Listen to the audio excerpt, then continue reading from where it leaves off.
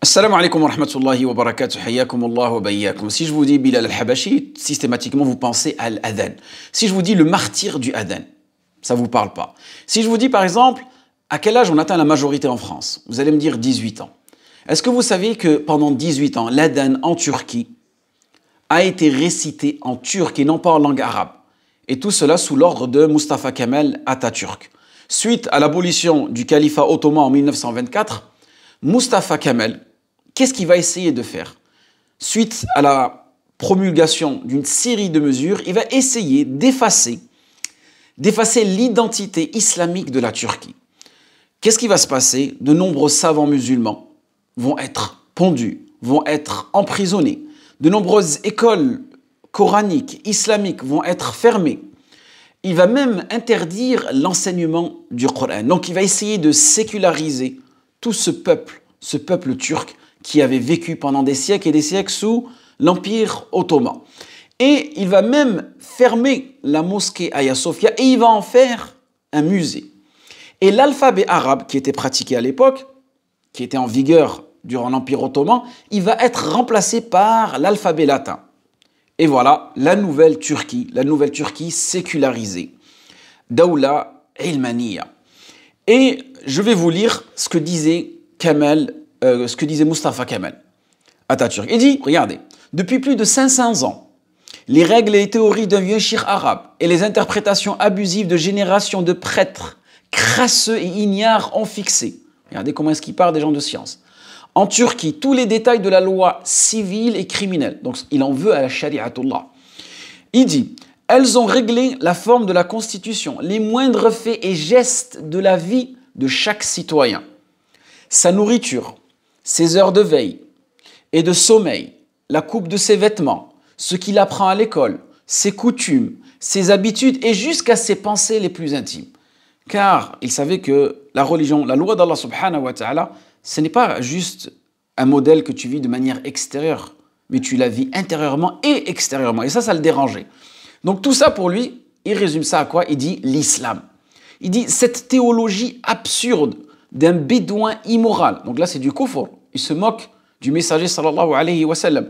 Regardez comment est-ce qu'il qualifie cela. Il dit est un cadavre putréfié qui empoisonne nos vies. Wal'iyadu billah.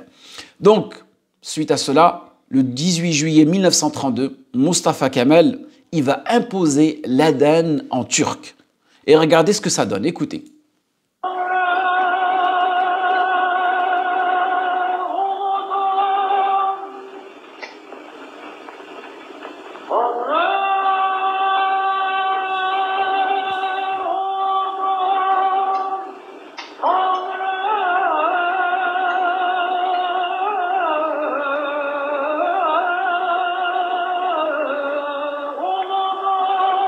Donc on remarque un peu la mélodie, mais on ne comprend rien.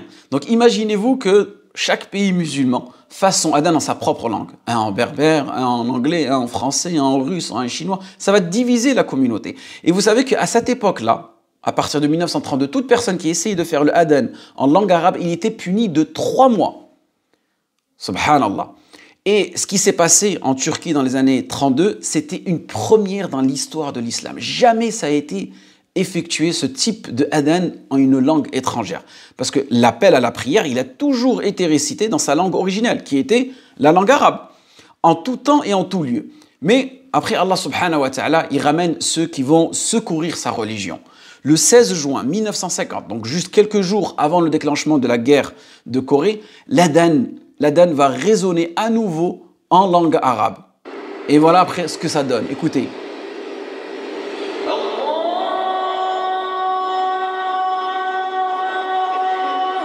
Là, je reconnais l'adhan, là, je comprends. Là, j'arrive à m'identifier. Vous voyez? Donc, ça faisait 18 ans que les Turcs étaient privés du adhan en langue arabe. Jusqu'à l'arrivée de qui? Le martyr du adhan turc, qui s'appelle, retenez son prénom, Adnan Menderes. À la suite de la victoire de son parti aux élections, l'une de ses premières mesures de ce ministre-là, c'était l'abrogation de cette loi. Et retenez cette data, le 16 juin 1950. Et pourquoi est-ce qu'on l'a appelé le martyr de l'adhan? Parce que Adnan Menderes, il a été pendu par la junte militaire kémaliste suite à un coup d'État. Et c'est pour cela que les gens l'ont appelé le martyr du Aden. Donc on voit, subhanallah, que notre religion, elle sera toujours combattue. Mais nous avons besoin de rijal, des rijal qui vont défendre ce din. Et en réalité, c'est une sunna kauniya. Les temps dans lesquels on vit peuvent être difficiles. Et lorsqu'on vit dans des temps difficiles, eh bien, tout simplement, on a besoin d'hommes forts pour pouvoir changer ces moments-là. Et après, ces gens-là, ces hommes forts, ils vont créer des temps faciles. Et ces temps faciles vont créer des temps faibles, comme nous avait rapporté Ibn Battuta, suite à ses 25 ans de voyage. C'était la hikmah, l'adage qui nous a apporté. Et qu'en réalité, comme je dis, cela est une sunna kauniya. Mais on a toujours besoin de personnes qui vont revivifier la sunna, la loi d'Allah subhanahu wa ta'ala, la religion d'Allah subhanahu wa ta'ala, en espérant que ces informations ont été utiles pour vous, et surtout dans le contexte dans lequel en ce moment, vous savez tous, c'est les élections en Turquie. On demande à Allah subhanahu wa ta'ala أن ييسر لنا وأن يرضي لنا ولكم بالدين الإسلام سبحانك وبحمدك واستغفر الله واتوب إليك واشهد أن لا إله إلا الله واشهد أن محمد رسول الله.